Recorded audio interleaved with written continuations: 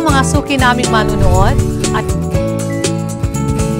samahan niyo po muli ang inyong kaibigan sa pagtuklas po ng mga bagong kaalaman tungkol sa kalusugan. I'm Lalaine Saron Alfanoso, dito po sa programang Health Unlimited. Isa na naman po masayang panunood sa inyong lahat mga kaibigan. Isa na namang episode na punong-puno ng mga impormasyon kung paano natin mapapanatiling malusog ang ating pangangatawan. Isa sa mga kayamanan na atin pong dapat makamtan ay ang atin pong kalusugan. Aanhin ba natin ang limpak-limpak na salapian at pagkadami-daming yaman kung ikaw naman ay nakaratay sa banig ng karamdaman? Sigurado ko mga kaibigan na hindi mo rin po makakamtan ang sadlak na kasiyahan. Kung tayo po ay nasa tumpak na kalusugan, tayo ay magiging ganapang katauhan, pero mas higit pa po doon ay magkakaroon tayo ng katiwasayan sa kaisipan at magandang relasyon sa ating poong may kapal. Kaya nga po, panatilihin dapat natin na nasa tama at sadlak ang ating kalusugan, malayo po sa anumang sakit na nagbabadya na dumating sa anumang oras sa anumang lugar. Ito po uli mga kaibigan ng inyong lingkod, Lalaine Saron Alfanoso, at sa isang oras na naman mga kaibigan, tayo po ay magkakasama dito po sa programang Health Unlimited. I would like to invite each one of you mga kaibigan na basahin natin sabay-sabay ang mga kataga sa Biblia na matatagpuan po sa Psalms 103, 1-5. Ang sabi po dito, "Bless the Lord, O my soul, and forget none of His benefits, who pardons all your iniquities, who heals all your diseases, who redeems your life from the pit, who crowns you with loving kindness and compassion, who satisfy your years with good things, so that your youth is renewed like an eagle." Ang gusto pong sabihin nito mga kaibigan, na mga televiewers, mga taga-subaybay, na linangin po natin ang ating relasyon sa Panginoon. Dahilan sa Kanya po nagmumula ang lahat ng mga bagay na nasa atin. Ang ating buhay, ang ating kalakasan, ang mga blessings, ang mga pagpapala, ang mga magagandang mga bagay na nangyayari sa ating buhay. Siya po ang dahilan kung bakit tayo ay walang sakit at hindi nahaharap sa sakuna. Kung tunay lamang po tayo na magpupuri o nagpupuri sa Kanya at susundin po ang lahat ng Kanyang pag-uutos, wala pong mangyayaring sakit, wala pong mga pagdadalamhati, wala pong kamatayan sa bawat isa sa atin.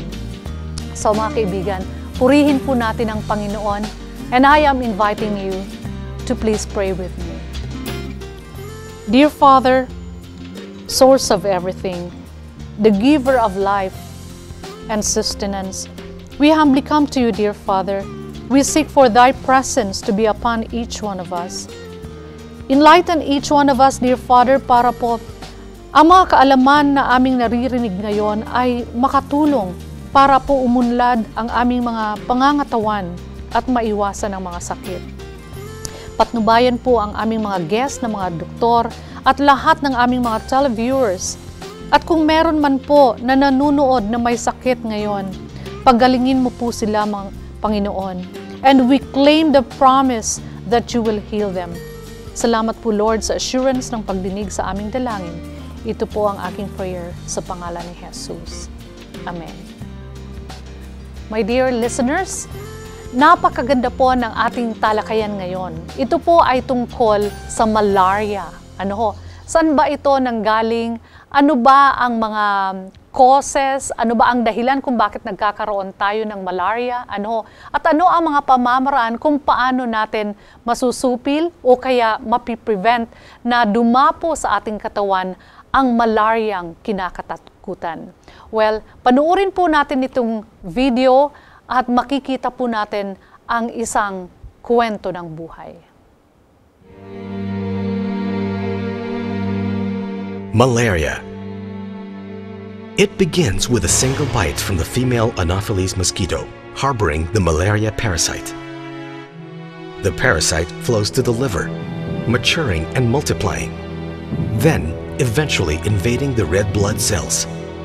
symptoms start to appear, beginning with nightly fever to uncontrollable shaking or convulsion, excessive sweating, abdominal pain, splitting headache, loss of appetite, muscle and joint pains, cough, nausea, slight jaundice, and diarrhea. While the recorded cases have seen a steady decline in industrialized countries, the World Health Organization reports that there are almost 300 million people worldwide still affected by the disease in African, Latin American, and Asian countries. Every year, 1 million people die from the disease. Children, pregnant women, travelers, refugees, indigenous groups, and migrant workers comprising 41% of the world's population are considered at risk. More than a health concern, malaria has the potential to jeopardize social and economic stability. In the Philippines, malaria is the 8th leading cause of morbidity. Certain areas in the country have already been declared malaria-free. However, malaria remains endemic in 65 of the country's 79 provinces. In the 1990s, scaled-up interventions have resulted to a 60% decrease in recorded cases of malaria. Proven strategies include early detection and use of insecticide-treated mosquito nets. However, managing the disease has proven to be difficult, especially in remote areas where access to basic healthcare services and facilities are limited. Prevention and cure is further hampered by widespread misconceptions about the disease, dwindling number of health service providers, and increasing resiliency to the treatment. In 1999, Pilipina Shell Foundation Incorporated, in behalf of Shell Philippines Exploration BV and the Malampaya Joint Venture Partners, joined hands with the provincial government of Palawan to implement the Kilusan Ligtas Malaria Program, or KLM. KLM supports the Department of Health's campaign for a 2020 malaria-free Philippines. To speed up case detection and treatment, KLM established 344 barangay microscopy centers in 18 municipalities and in the city of Puerto Princesa. Technical working groups were set up in each village to implement their malaria control program. Special events were held to educate the people about the disease and advocate the use of mosquito nets. Within 5 years, the project produced radical improvements, dramatically reducing the incidence of malaria in Palawan by 64% and decreasing mortality rates by 56% since 2000. KLM demonstrates that public-private partnership is an effective strategy to curb malaria in the country. The gains of KLM has paved the way for Pilipina Shell Foundation Incorporated to be selected as the primary recipient of the Round 5 Malaria Program of the Global Fund to Fight AIDS, Tuberculosis, and Malaria. The program seeks to bolster proven and innovative interventions through corporate and public participation. It aims to reduce malaria morbidity and mortality rates by at least 70% in the provinces of Palawan, Quirino, Apayao, Sulu, and Tawi-Tawi by 2010. The project is envisioned to reach as many as 2 million people belonging to vulnerable groups in all 5 target provinces. The project adopts 4 strategies: early detection and prompt treatment, use of available technologies designed to prevent the spread of the disease, strengthening local capability to implement community-based malaria control measures, and building a wide stakeholder network to help curb the disease. Utilizing the institutional structure of the Department of Health helps in the implementation of the project. The project also enjoins the local government units of the 5 target provinces to take on key roles in the consolidation and deployment of resources, while seeking technical support and expertise from the World Health Organization. At the core of these initiatives are community health workers, bringing the project to the remotest communities. This synergy of efforts is better captured as the movement against malaria. Malaria is transmitted by a bite, no more noticeable than a tiny prick, but it affects the well-being of communities. It can be prevented. Information and cure are available. It is unacceptable to continue allowing malaria to take the lives of Filipinos every day. A great deal has been done, yet a great deal remains to be undertaken. With a wider public and private participation, however, PSFI, Global Fund, Department of Health, and the local government units of Palawan, Sulu, Tawi-Tawi, Quirino, and Apayao are confident that we can realize a malaria-free Philippines. But we cannot do it alone. We need your support. Help us combat malaria. Help us save more Filipino lives. Together, one scourge, one fight, one movement. Be part of the movement against malaria.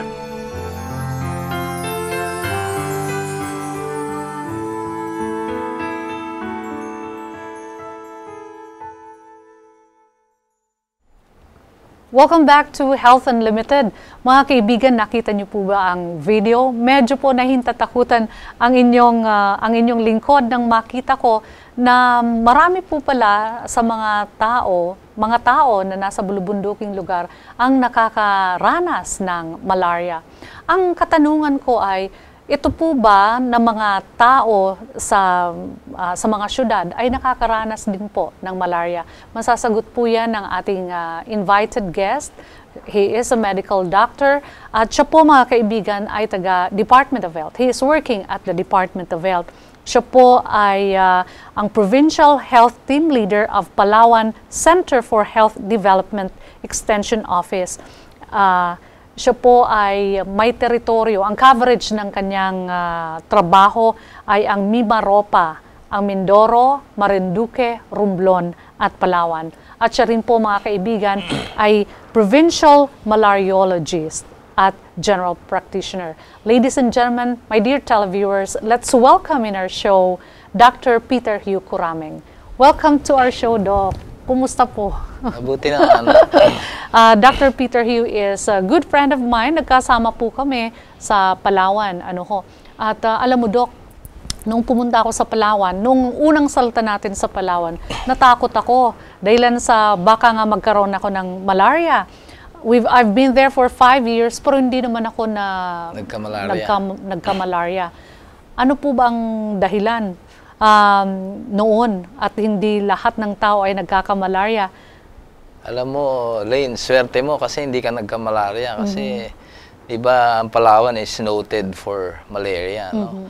Pero ang kagandahan nun, yung Palawan kasi diba, sabi doon sa Puerto Princesa, within Puerto Princesa walang malaria. No? Oo, ganon. Doon sa ating teritoryo. Doon sa, siguro, doon sa tinatakbuhan mo, yung iniikot-ikutan mo, walang malaria doon. Pero pag lumayo-layo ka ng konti, sabi natin, mga 8 kilometers away from the city, meron ng transmission ng malaria. Okay, oo. I've been to far-flung barangays of Palawan also, but it's just good na, siguro, malakas ang immune system.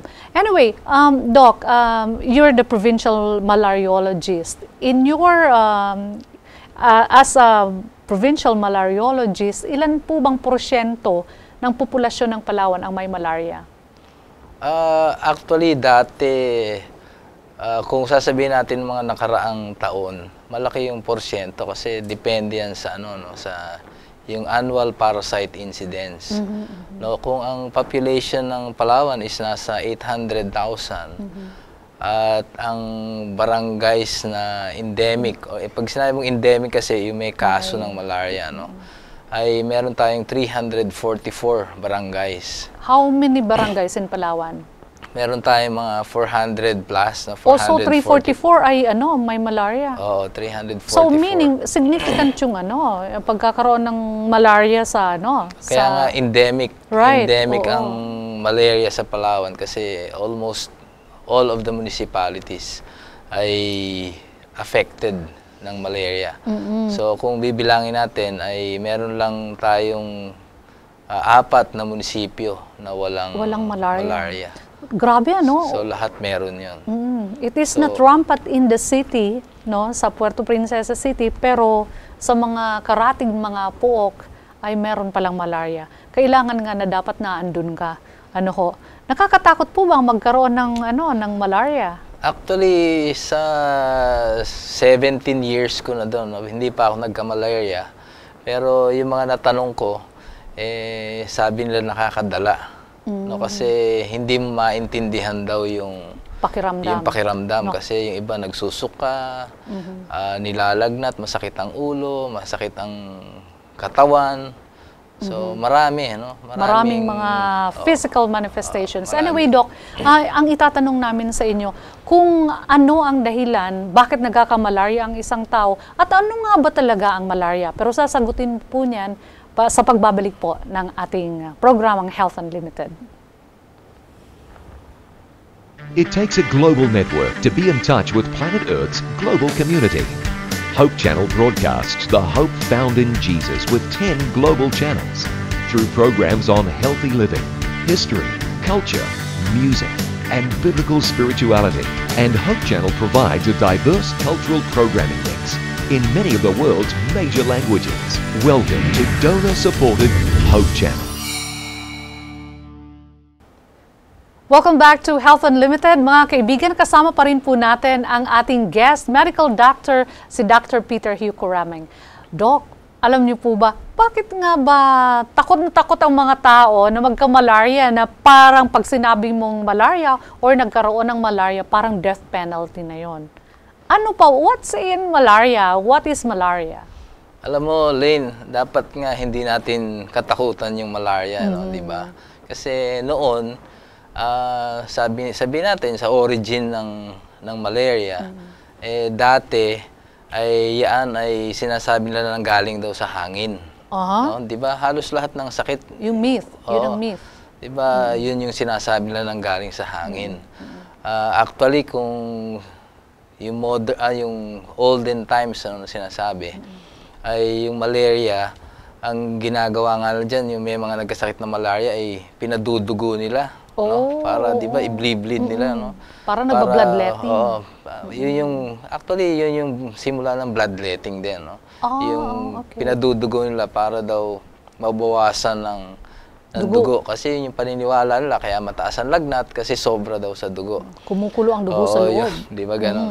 Pero anyway, yung malaria ay nagsimula pa yan nung unang panahon pa, hindi pa nila, yung siyensya hindi pa gaanong alam.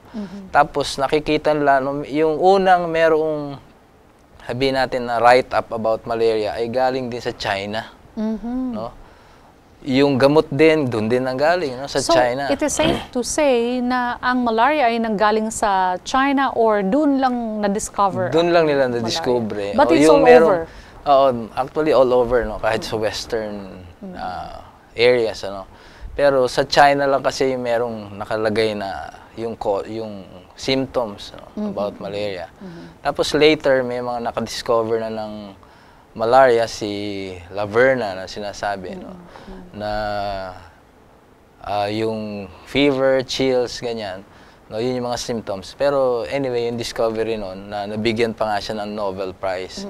Hanggang sa sumunod na discoveries ay yung differentiation na ng species. No, kasi species ng lamok species nung malaria mismo. Okay. Kasi meron siyang mga iba't ibang klase pa, no, mga 5 species ng malaria. Baka sa iba meron pa, no. Tapos noon hanggang on a later date, sabihin natin, by 18th centuries, ay na-discover nila through microscopy. Nakita na nila yun, na-differentiate na nga nila. Hanggang, yun na-diagnose na nila, no? At, yun nga, sinabi ko na dapat hindi natin katakutan.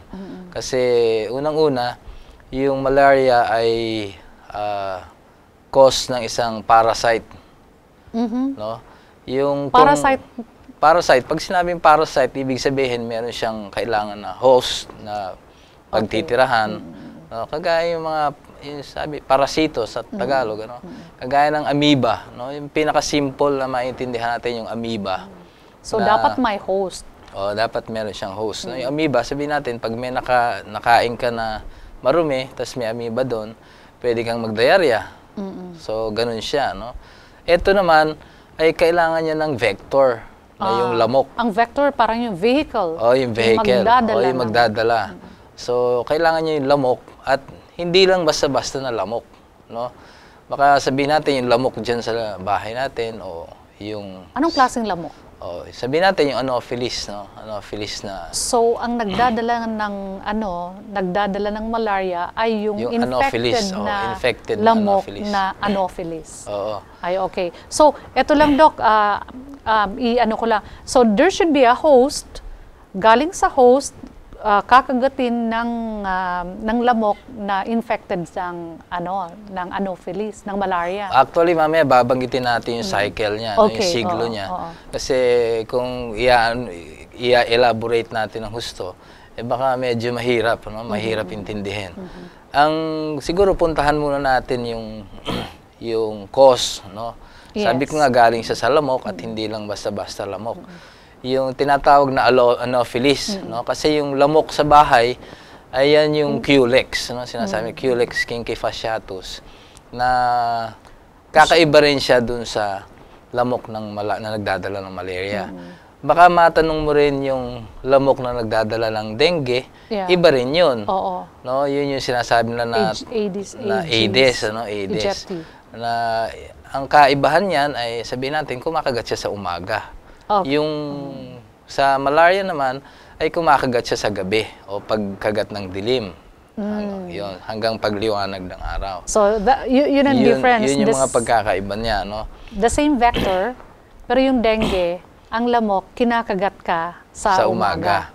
Pero yung malaria, kinakagat ka sa gabi. Sa gabi.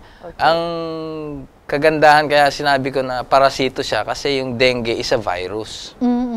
Itong parasito is mas malaki siya kaysa sa virus. Okay. No, di ba? So, itong malaria, meron siyang 5 na anyo. Iba't bang klase? So, pag sinabing Plasmodia, yun yung pinaka-classification niya. Plasmodia. Pero yung iba-ibang klase niya, yung species na sinasabi, meron siyang Falciparum, meron siyang Vivax, Malariae, Ovale, at saka meron yung pang-5 ngayon, yung Knowlesi. Talaga? This is the first time to, dati ang nire-report sa Palawan, 3 lang. Pero lately, meron ng Ovale, tapos pang-5 yung Knowlesi. Actually, yung Knowlesi na-discover yan sa Malaysia. No, nakita nila sa Malaysia, maraming may malaria. Akala nila ay Falciparum, yung pala Knowlesi. Doon sa 5 na binanggit ko, ang pinakamalala doon yung Falciparum kasi yan yung nagkokos ng malignant malaria o ng cerebral malaria o sa utak. No? Pag sinabing cerebral, sa utak yun siya. Pag malignant kasi, ibig sabihin, pwede rin sa utak, pwedeng sa iba't ibang parte ng ating katawan, kagaya ng lungs, ng liver, ng kidneys. No? So, usually, pag apektado ka ng malaria at saka matagal na sa'yo yung malaria, naninilaw ka. Parang may jaundice. May jaundice. Parang yung may hepatitis. Ano? Kaya lang, ang kakaibahan lang nito, dun sa symptoms. No? So, yung symptoms na ito, yung fever, chills, at saka... Ito sa Falciparum ito? Hindi, lahat. Dun sa lahat. Sa lahat-lahat na. Fever, chills, at saka sweating. Nagkakaiba-iba lang yan dun sa paglabas ng lagnat. No? Kasi may sinasabi sila na tertian o after 3 days, lalagnatin ka, ganyan. Or daily, nilalagnat ka o araw-araw nilalagnat ka. Kasi, kaya ganun yung nangyayari, ay hindi sabay-sabay yung pag-mature ng parasites. No? So, yung iba sinasabi nila, kinakaligkig ka, no? Yung chills, no? Yan yung sinabi na uncontrollable chills. Uncontrollable, no? Kasi unang-una, yung chills na yan ay yun yung pagputok ng mga red blood cells mo. Oh, okay. No, kasi ang apektado kasi sa malaria ay yung red blood cells. Doon sa dengue ay yung platelet, di ba? Platelets Yung naman. platelet Oo, ng oo. sinasabi niya. Pero sa malaria kasi yung red blood cells. So, ang nangyayari, pag nag-chills ka, actually una yung chills eh. No? Ang napapansin lang kasi nila may fever, no? Pero unang nangyayari Yung chill ay yung muna. chills. Even without the fever pa. Oo. Una talaga yung chills. Kaya lang nag-iiba kasi siyempre depende sa tolerance ng tao, no? Kagaya sabi mo, yung baka yung mga nitibo lang ang nagkakaroon, Oo no? nga. Actually hindi, no? Sino ang pwedeng magkaroon ng malaria? Yung maling konsepto ng mga tao, yun lang mga tao na nasa mga bulubunduking lugar, Oo. nasa forest ang nagkakaroon ng malaria. Actually, sabi nga natin, no, kung saan, yung concept kasi, marami kasing konsepto dati, no? Yung sabi kasi ang malaria eh galing daw sa pag-inom ng sabaw ng buko, pagkain ng, o pag gutom ka, inom ka sabaw ng buko, yun yung mga dahilan eh. O nakainom ka ng tubig na may naitlogan ng malaria, actually hindi yun. It's just a myth. Oo, it's a myth, no? Talagang galing siya sa kagat ng lamok, no, na mayroong malaria. So, kung ating titingnan, no, kung sino yung mga nagkakaroon ng malaria, hindi lang yun doon sa mga bulubundukin actually. Kung meron, sabi ko nga, kung endemic ang malaria doon sa area, kahit sino pwede magkaroon. Kahit bata, matanda, may ipin o wala, no? Talagang Sama yun, no? Oo. Kahit buntis, sabihin natin, no? Basta nandun ka sa area na pwede kang makagat ng lamok. Okay. Doc, sabi mo merong 5 klaseng malaria. Ano ho? You mentioned falciparum na nakakaapekto ng utak. Yun po bang nagkakaroon ng falciparum malaria ay Nasisira ng ulo? Actually, yung tawag nila dyan ay nagkakaroon ng talent. No? Siguro, kasi mapansin mo yung iba eh kumakanta na, no? Yung iba eh, ang worst niyan kapag naguhubad na. No? Diba? What Iba is na. the reason, Doc? Bakit ganun? Kasi, unang-una, affected niya yung brain. No? So, kapag nandun na siya sa brain, no? Lalo na nandun siya sa red blood cells, pag pumutok yon, pag nag-rupture yon, so imagine, no? Pwede siya mag-seizure.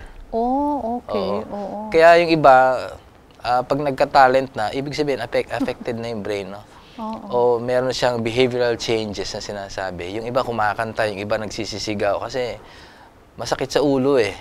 Doon sa mga na-interview namin, masakit siya sa ulo. Hindi nila alam kung anong gagawin nila. Para daw may brain cancer na gusto mong parang ipukpok ganun, ng ulo mo. So, yung iba, pag hindi na nila nakayanan, matagal na yung malaria sa kanila, nawawala na sila ng malay. Tapos ikinamamatay na nila yon. Talaga? It will cause, I mean, it will go to death pala. Kaya Result yun sa falciparum, ha? Oo. Teka, Doc, yun bang merong falciparum na nagkaroon na ng talent at nagkaroon na, kumanta na at naghubad na, pwede po bang maibalik siya sa katinuan? Pwede kung madala siya kaagad sa ospital at magamot kaagad. No, pero yung iba kasi, hindi na nadadala. So kaya pag nawala na ng malay, sabihin natin, within ilang days lang, pwede siya mamatay. Yung yung halimbawa, granting na healed na siya, may falciparum siya, or may vivax siya, or iba't ibang klaseng malaria, so nagkaroon na sila nito. Pwede po bang atakihin sila parati? O paulit-ulit ba ang ataking yan o once lang? Yung falciparum, ang kagandahan sa falciparum, once treated mo siya na tama, hindi siya babalik unless ma-reinfect ka. Yung vivax, yung malaria, yung uvale, meron siyang dormant stage. Pag sinabing dormant stage, may natutulog dun sa atay na pwede siyang bumalik after ilang years, 20 years. Kaya pag sinabi nila na yung malaria, once na nakapasok na sa'yo, ay mawawala, hindi na mawawala. Pero once na treated ka, hindi na siya babalik. Kaya lang siya nakakabalik because of the relapse, na yung dormant stage nga. na nandun, yung hypnozoites na nandun sa liver cells. Okay. Bakit sa liver? Bakit hindi sa puso? Bakit hindi sa brain? Bakit doon siya namamalagi? Yun lang kasi yung pwede lang pagtaguan na doon sa Kupffer cells ng liver, na doon sila pwede magtago. What's in the liver? Bakit yun ang paborito nila? Meron sigurong protective mataas na kasi ang ano may niya, ang coating. oxygenation doon. So, doon. That keeps them alive. Oo. So, Pati doon yung pinanggagalingan din siyempre ng ating mga red blood cells. Tama. Oo. Tsaka yung hypnozoites, yung liver cells, doon sila nagtatago. Doc, sabi mo may pagkakataon na pwedeng mag-relapse. Ano yung mga pagkakataon na yon na pwedeng bumalik ang malaria? Dormant yan natutulog na halimaw sa loob ng katawan. Pag hindi ka nagamot ng husto, so kailangan talaga na kumpletuhin yung gamot. Kumpletuhin ang gamot. Ay, napaka-interesting yan. Kasi ano ba ang gamot sa malaria? Iba't ibang klase siguro, ano po? Meron na lang tayong ilan na ginagamit na gamot, no, yung artemether lumefantrine o yung Coartem. Tapos syempre yung Primakin para pampatay nitong mga hypnozoites o yung mga dormant stage na nandun sa liver. So kailangan mong inumin yung mga yon. Mga 3 araw lang naman yon, yung Coartem, tapos yung Primakin, depende yun kung falciparum, 1 araw mo lang yun iinumin. Dapat regular ang intake mo. Oo. May specific regimen po ba ang gamot na dapat inumin? Gaya po ng tuberculosis, di ba? Pag may TB ka, may iba't ibang regimen na dapat mong inumin yun regular. Yun po bang malaria? Meron din? Meron. Oh, meron. Pero yun nga, sabi ko sa'yo, yung falciparum, 4 na araw lang. Yung Vivax, 3 araw lang yung una niya, tapos yung iba, yung sa Primakin, ay 14 na araw lang na iinumin. Hindi kagaya ng sa TB, 6 na buwan o higit pa. No? Oo. At kung makalimutan mo, di ba, pag makakaligtaan mong hindi ka uminom ng isa, kailangan mong ulitin uli. Right from the start. Hindi naman, yung sa TB. Yung sa TB, pero ito hindi naman. Okay. So, Doc, halimbawa, may mga kabataan tayo, may mga televiewers tayo na gustong pumuntang Palawan. Alam naman natin na ang Palawan ay nanalo sa ano nga yun? Sa underground river. Yung underground river. Seven Wonders of Nature. They wanted to go to Palawan. Paano po natatakot silang pumunta doon at baka magkaroon ng malaria? Meron po bang prophylaxis? Maganda yung tanong mo, Lalay, no? Kasi isa rin pagkakataon yan na talagang ma-advertise natin yung underground river. No? Sa ngayon kasi, nasa 1,000 na mahigit ang pumapasok doon. No? Dati, tayo lang pumapasok doon. No? Ngayon, nasa 1,000 na. Yung prophylaxis kasi, depende yun kung gugustuhin mo siya. Kasi yung binibigay ngayon ay doxycycline na lang. Dati, chloroquine yung binibigay. Yan, I remember chloroquine. 2 tableta a week before going to the area. Tapos, weekly, habang nandun ka sa area. Ngayon ay doxycycline na binago na. No? 100 milligrams on a daily basis. Ang problema lang doon ay may problema pala. Oo, may problema doon. Kasi pag tinake mo yung iba, nagkakaroon ng GI upset, sumasakit yung tiyan. No? Yun yung malaking problema doon, kaya ayaw inumin ng iba. Ganun pala. So may side effects kasi. May side effects siya. So, mas importante pa rin na panatilihin nilang malusog ang kanilang pangangatawan. Kasi yung paniniwala ng iba, once na magutuman ka, saka lalabas yung malaria. Yun yung paniniwala. Pero actually, hindi rin ganun yun. No? Kailangan malakas din ang katawan. Ang katawan. Okay. Doc, we wanted to know yung diagnosis saka yung iba't ibang preventive measures para mahadlangan natin ang malaria na dumapo sa ating katawan. Pero sasagutin mo po yan sa pagbabalik po ng Health Unlimited. Family-friendly, a global vision, and a holistic approach to thinking and living. Unlike any other media source on the planet. Welcome to Hope Channel. Allahu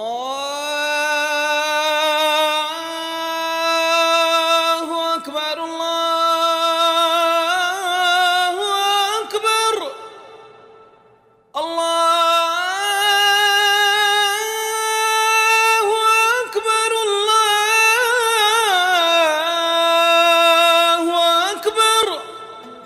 The Middle East and North Africa, a region steeped in history, a region drenched in the blood of conflict, a region of religious extremes, a region rich in natural resources, yet poor in wealth, a region whose ethnic groups are as varied as the colors and textures of a Moroccan tapestry, a region of natural contrasts of exquisite beauty, a region in need of hope, a region in need of peace, a region in dire need of a promise for better life.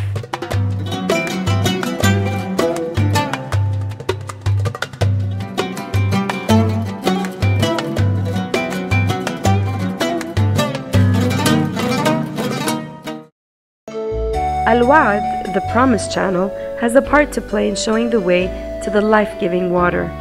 In this spring, people will find refreshment. They will be able to quench their thirst and will rejoice in a new life now and in the promise of a better life to come.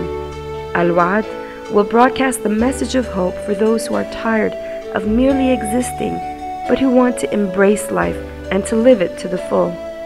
Al-Wa'd channel has come into existence to focus the eyes of the people of this region, beloved and precious to God, on Jesus' promise found in John 10:10. I've come that they may have life and that they may have it more abundantly.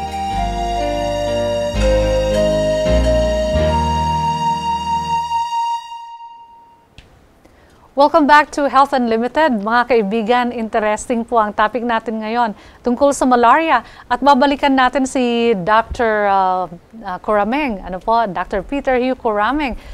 Gusto po naming malaman yung diagnosis ng malaria and how it is treated at yung mga preventive measures. Isa-isahin po natin. Unang-una, yung diagnosis po. Okay, no, Lane. Lane, pag napunta ka ng Palawan, ang kagandahan sa Palawan, pag napunta ka ron, alam nila kung anong gagawin nila sa'yo. No? In all of the all of Palawan province, sabihin natin, doon sa ilang, sabi ko nga, 344 endemic barangays, sa bawat barangay, may nakalagay na barangay microscopist. Yun yung kagandahan. Oo. Pero ngayon, ang functioning na lang is 280. Which is good pa rin, no? Kasi 280. How about the rest? Meron pa rin kayo kasi yung 280 yan, nakascatter na sila, pwede lang i-cater ang 2 barangays they can or 3 hop barangays. from one barangay to another. Kasi ang kagandahan ngayon, kung dati napakataas ng malaria sa Palawan, ngayon mababa na. Dati umaabot kasi ng ilang libo, no? Mga 30,000, 27,000. Ngayon, last year is 1,000 yung naka-record, no? 1,000 na lang, no? Because of the microscopies, so yun kasi ang kuwan ng Department of Health, yung gusto niya is early diagnosis and treatment, no? Anong ginagawa ng microscopist? So kaya sabi nga doon kasi ang kahirapan kasi ng tao yung pumunta sa rural health o sa municipal health office for check-up. Kaya ang ginawa, yung serbisyo ng gobyerno, inilapit sa kanila. Wow! Diba? Yun yung maganda doon, diba? Bagong dating approach, pero binago lang yung sistema.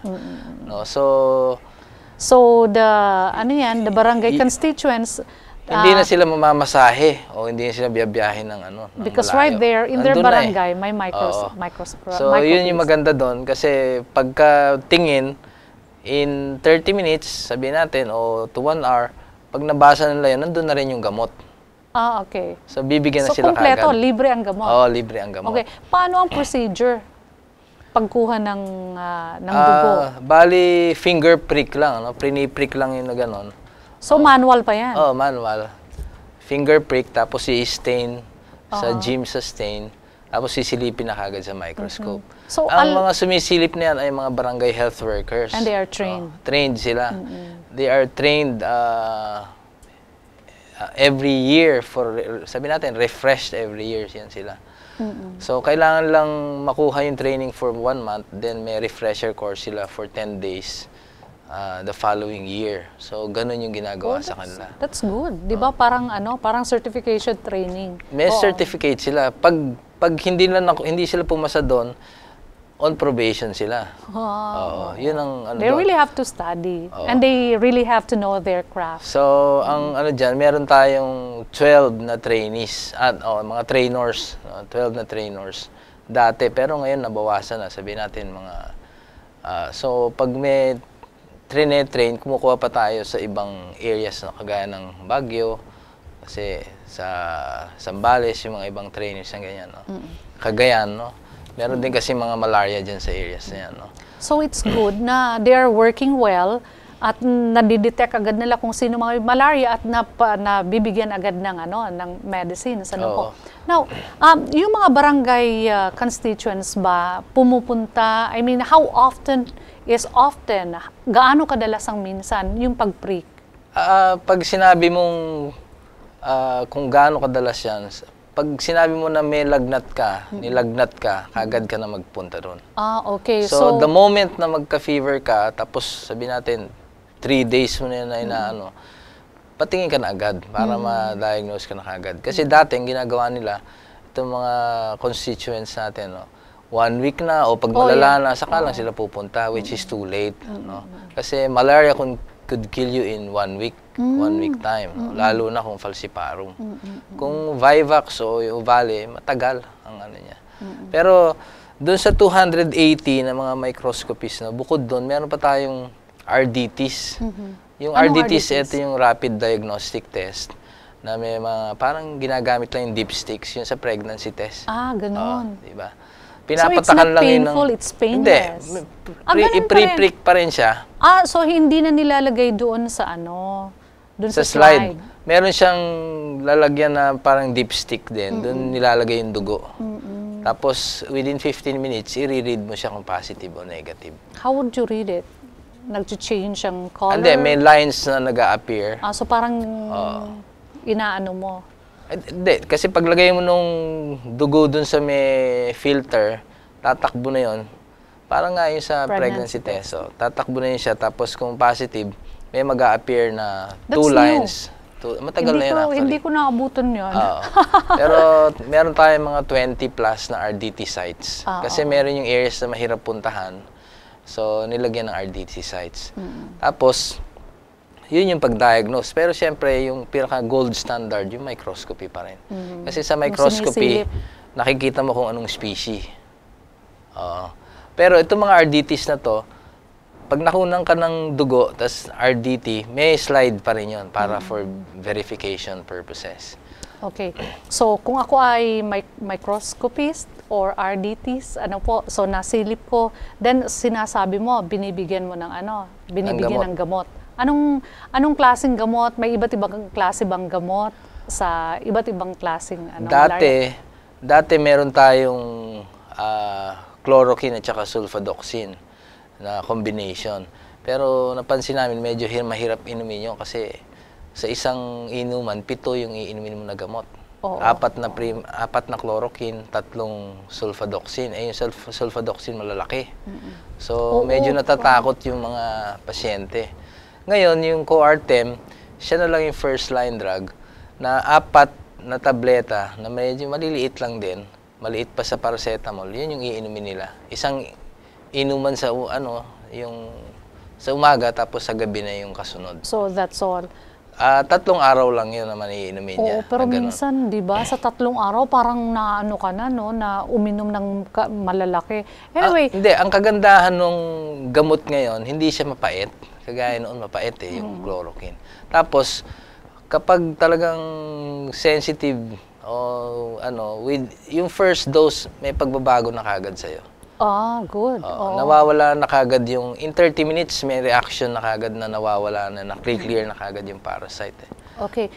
So, napakagandang pakinggan, and it's good to know na may mga, may mga medicines for that.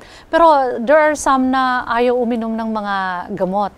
Are there some other preventive measures para maiwasan May mga ginagawa sila, yung yung prophylaxis, yung sabi ko nga kanina, yung doxycycline ang binibigay. Pero yun nga ang problema, meron siyang side effects. Pero yung preventive aspects na sinasabi natin, pwedeng personal protective measures, yung magsusuot ng mahabang manggas, medyas, mahabang yung pantalon. Mosquito repellent. Yung mosquito repellent, pwede yun. Basta meron yung DEET na nakalagay. Also, not all mosquito repellent can prevent dapat meron yung bite. DEET na component so mga siya. kaibigan pakinggan nyo po, kailangan mosquito repellent na may DEET. Hindi ko lang maano yung exact na meaning ng DEET, pero mga diethyl something yan. I like what you said, yung sinasabi mong individual responsibility, Personal protective measures. personal protective measures. So, aside po doon, yung wearing of long sleeves, then yung mosquito repellent, what else can one do para mapanatili niyang malusog ang pangangatawan niya, para kahit may kinagat siyang may kumagat sa kanyang mosquito ay parang baliwala lang. Yung iba kasi binabanggit nila na yung gin daw o yung gin, sabi natin, pag uminom ka ng gin, hindi ka tatalaban ng malaria. Actually, hindi Is yun. that true? Hindi yun. Okay, Kung atin malaman, yung ating kasama na broadcaster, si Ray Langit, at saka yung kasama niyang tatlo na cameraman. Na cameraman, ay ang hindi maganda sa kanila kasi natulog sila sa hammock, uminom ng gin. So hindi na naramdaman na pinagkakagat na sila ng lamok. No? Aside sa hindi nila naramdaman yung kagat ng lamot, I think mas bumaba yung resistensya nila. Yun pa. Sa katawan.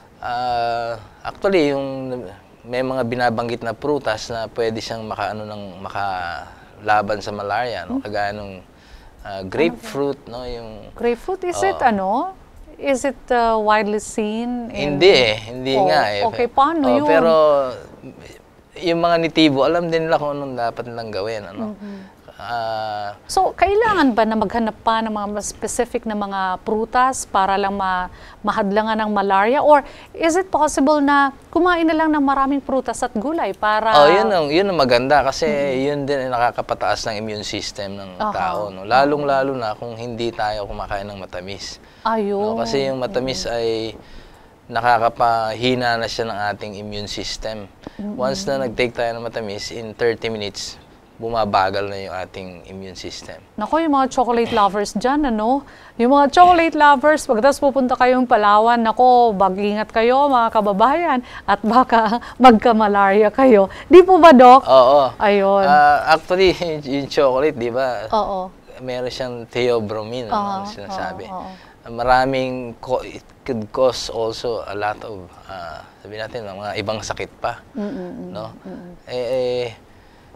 Pero kung titingnan natin yung malaria talaga, maraming ginagawa ang DOH at saka siyempre ibang kaakibat natin sa sa Palawan na kagaya ng Philippine Shell, ng Kilusang Ligtas Malaria. Siyempre yung Puerto Princesa City, malaking tulong yan kasi partnership na yung ginagawa, Siyempre sa mga munisipyo may mga support na rin yan, na may spraying operations, indoor residual spraying, mosquito net, pagbibigay ng mosquito nets. Actually, mosquito nets natin ay long-lasting treated insecticide nets na yun. Talaga? Tumatagal na siya ng 5 years. Wow. Kaya yun ang kagandahan ngayon kasi hindi na tinutubog. Dati, tinutubog. Oo nga. Tinatamad na magpatubog kasi pag nakita nila maitim na yung tubig, ayaw na nila magpatubog. So ngayon, long-lasting na yung ginagamit. Which has improved a lot yung pagbaba ng malaria. Kaya nga sabi ko kanina, mga 1,000 cases na lang. Confirmed yun lahat. Kaya maganda yung epekto na nandun yung microscopy. Wow, I salute you, Doc. Kasi, di ba ikaw ang provincial malariologist? Actually, yung provincial malariologist, yun na lang yung title. Pero ang tumatrabaho na lahat sa baba na. Yun ang kagandahan. Pero under your wings pa rin yun. Ewan ko sa akin pa ba yun? Hindi na siguro. So Doc, kukunti na sa Palawan ang may malaria and we hope na masupil natin lahat. Now, aside sa Palawan, meron pa bang ibang lugar dito sa Pilipinas ang merong malaria? Meron, kagaya ng Cagayan, Cagayan, meron silang konti Cagayan dyan. Region de Oro, Cagayan Province? Cagayan Province. Okay, meron din. Pero ilan-ilang areas na lang dyan. Dati meron pa sa Quirino, Sulu and Tawi-Tawi meron din, sa mga areas na yan. Actually, nakakalat siya sa Pilipinas din, ano? Kung sabi nga doon, where the road ends, malaria begins, no? Kaya sana maalis natin itong mga to.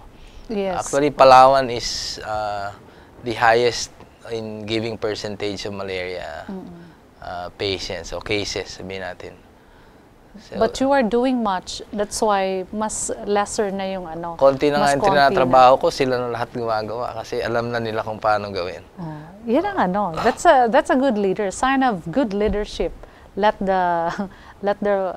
your Actually, yung kagandahan nun, yung partnership, di ba?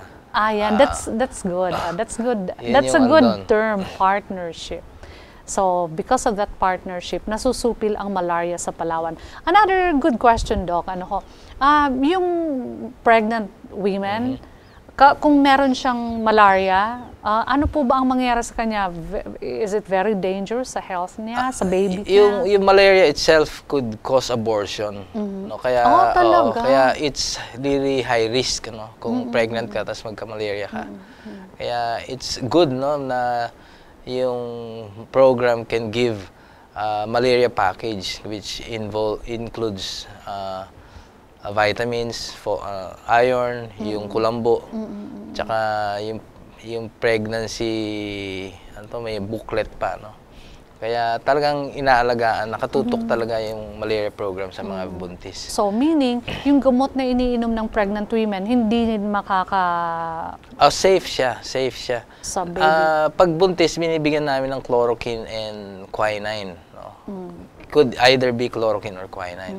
And it's safe for the baby. Safe kasi siya.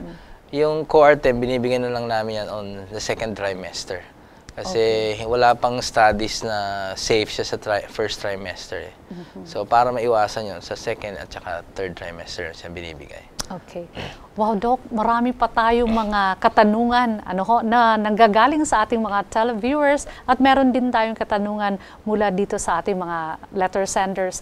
Sasagutin po yan pagkatapos na mapanood natin itong video.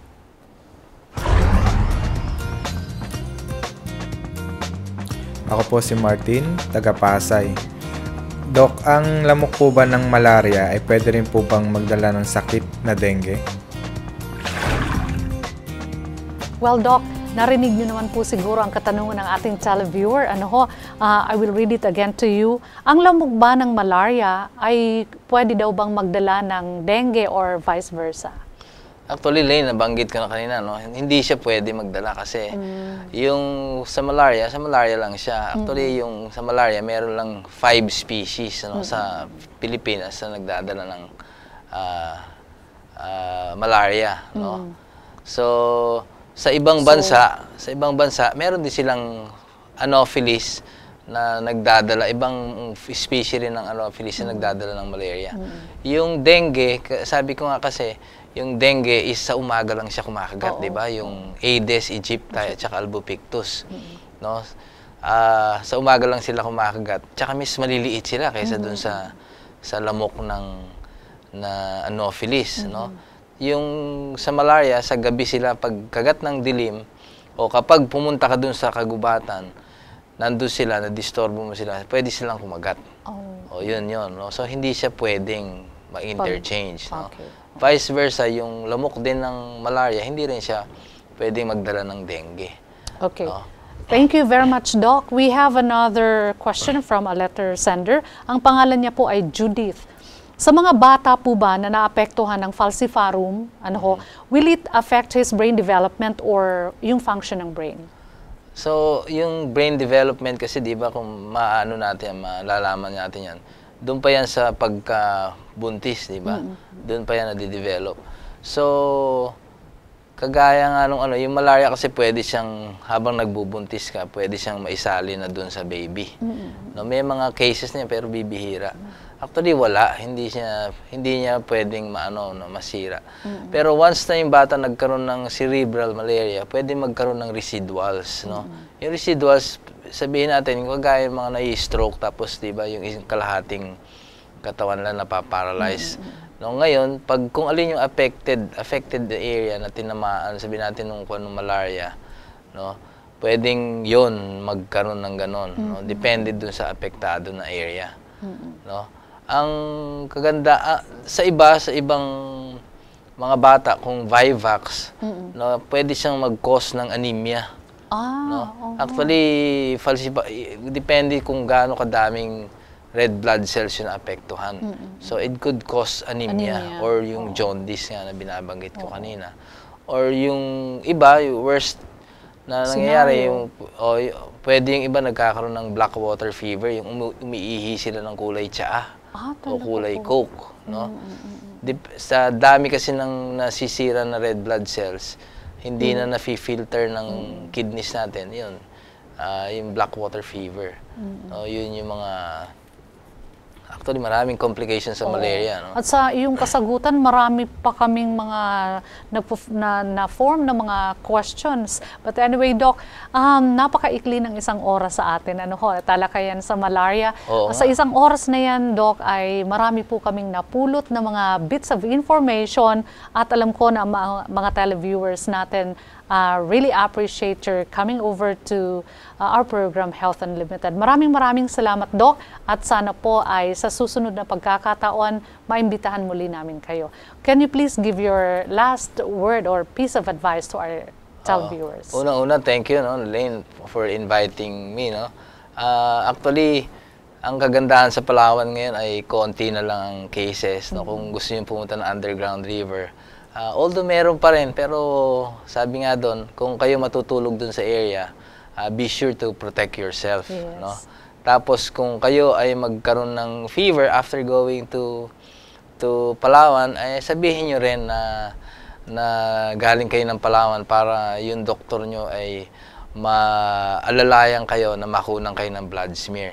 Kasi yun yung common na nakakalimutan na pag nanggaling ng Palawan. So, hindi na po kailangan katakutan yung sakit na malaria kasi once na treated ka for malaria, treated ka for the whole of your life, ano, sabing ganon.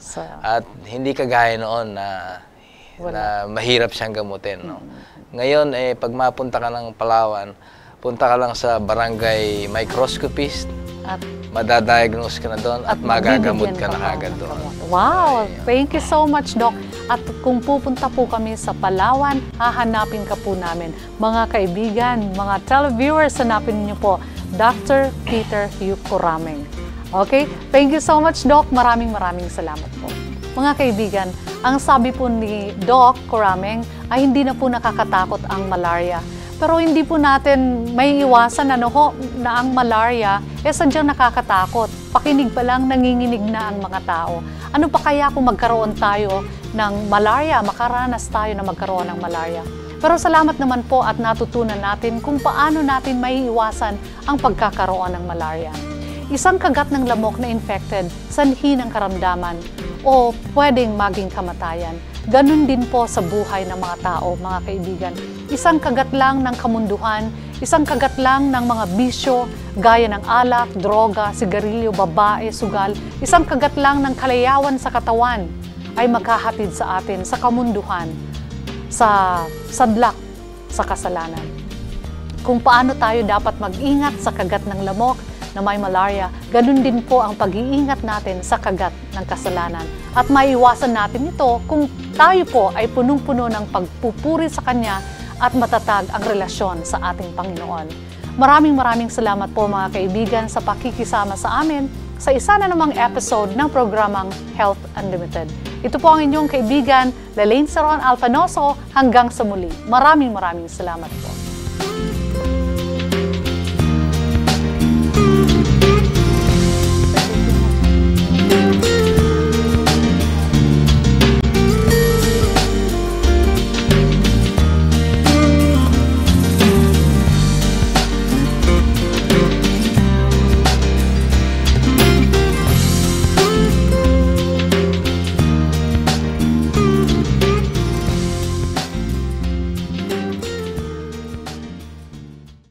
Hope broadcasts everywhere in the world with 10 global channels and is affiliated with more than 50 production studios on 6 continents. The result?